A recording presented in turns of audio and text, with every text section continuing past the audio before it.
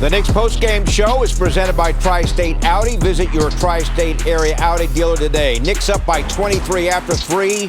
Minnesota within 14 at one point in the fourth, but Jalen Brunson went for 23, hit the 3.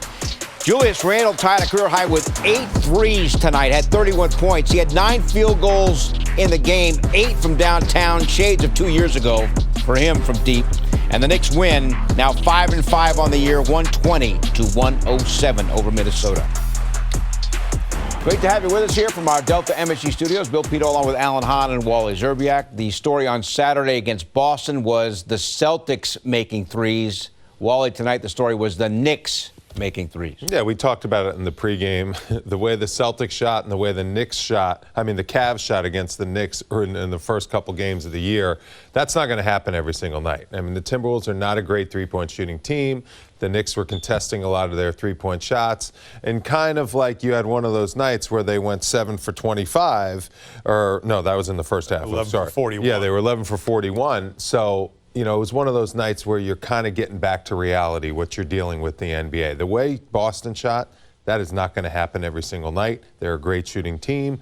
The Timberwolves, not a great shooting team, and the Knicks came away with a phenomenal win. So are you saying then the trend of the Knicks going 19 of 48 in this game is also one of those? That's not always going to happen. You're going to take that. But you know, you take that, though. You take the fact that you come off of a game where you're getting lit up from downtown, and that is obviously a problem. You heard Julius Randle say it to Mike and Clyde about how, you know, the Celtics made 27 threes. We only took 27, and Derrick Rose told the players, you know, Tibbs giving us the green light. If we've got it, we've got to take it. They came into this game with that mentality of taking them. In that first quarter, they were on fire, led by Julius Randle. 10 of 19, the Knicks from 3 in the first quarter. That ties the franchise record for most threes made in a quarter, Wally, and the 19 threes attempted, the most a team has ever taken in terms of attempts in a quarter. 10 for 19 in the first quarter. We three. Well, Minnesota's a great shooting gym, isn't it? Oh, it is. Always say that. Great nets. It's all about the nets and the perspective. It's a great background there in the Target Center.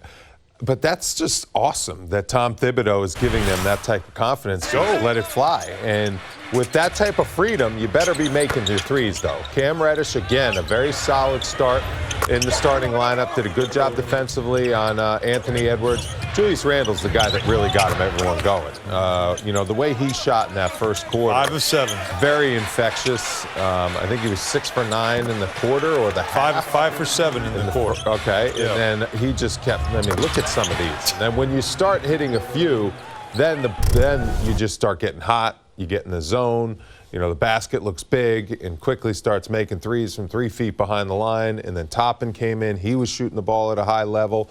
So it was good to see these guys shooting with that type of confidence. Now, can they continue that? They obviously are being allowed to take those threes and make those threes. But when they start missing, then you're going to have to figure out a way to score in some different ways at times, because those threes can definitely come and go, especially with a lot of the Knicks shooting. Yeah, the balance has to be obviously attacking the paint, which is what we've seen before tonight's game, the first 9 games of the season. That's what the Knicks were thriving on. They were the best team in the league in scoring in the paint. This was a little bit different. They were getting it done from the perimeter, and that's the idea. If you've got it going, you go there, and then once it turns off, get into the paint and try to score in the paint.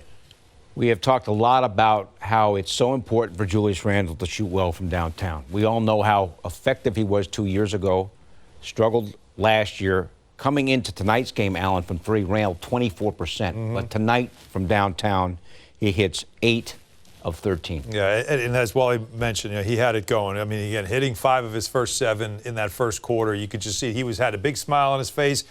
I mean, what does that feel like when you just know everything's going in? Like he just felt like every shot he took. But how hard is it to do that when you're shooting 24%? Well, it's just getting hot on a certain night. Well, you just know it. Like when you walk into a game, do you just know it? Well, he's in a decent spot because we know he's not shooting the 3 great for what he's capable of shooting. He's a career 33-34% three-point shooter. So now he's capitalizing on the fact that the scouting report is, let's make Julius Randle prove that he can get those threes to fall. And that's what happened in that first quarter. I mean, teams were not even contesting his threes. That's comfortable, right? I mean, that's comfortable in rhythm, catch and shoot. Look at this. Hand down, they're contesting short, they're closing out short, and they're saying, Julius, You're a 24% three-point shooter. Beat us. Look, hand down. Look at, yeah, that's Karl-Anthony Towns not even respecting that three. Here, not even a hand up by Anthony Edwards. He closes out and just says, hey, I'm daring you to make it. There's his 1-2. He was 1 for 2 from 2. And he had 31 and he points. Just drilled it, too. I mean, and this is a tough one. I mean, that's pretty good defense. When he starts making those, you know, it's his night. And Julius Randle was phenomenal. You know, Julius Randle's always going to get back to that a little bit over 30% from that three-point line. But he becomes so good when he makes his three at a consistent level, because then that defense has to come out and guard him. He can start driving around people. He can start making plays for his teammates. I've been saying this all along. When that three goes, his game is complete. Yep. And he looks like that second-team All-NBA player that he was 2 years ago when he's making that three ball consistently. What you love there, too, is, all right, the one step back we showed at the very end, that's one, but every single one of those threes was assisted, was set up. It was him just being in a comfortable place, kick outs and catch and shoot where you're in rhythm. He's a good shooter when he's in rhythm. The times he gets in trouble is when it's too much dribble and having to force up a shot. But in those cases, it's catch and shoot. I mean, he should be good enough to knock those down, and he did tonight. Meantime, Randall's backup, Obi Toppin, is not playing like a backup here of late, guys. He's starting to really put things together. Arguably his most complete game ever in the NBA. He had 15 points. Yep. He had 7 rebounds, Wally. He had 3 assists. He also had 4 steals.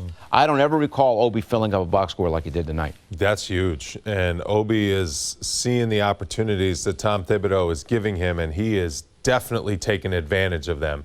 I mean, Tom Thibodeau is trusting him in crunch time in the fourth quarter. He's playing him with Julius Randle because Obi Toppin's doing all those little things like playing defense, like getting defensive rebounds, steals.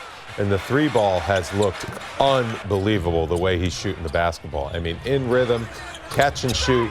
This is what we are looking for Obi to do his first 2 years in the NBA, and he's really worked on that three-point shot.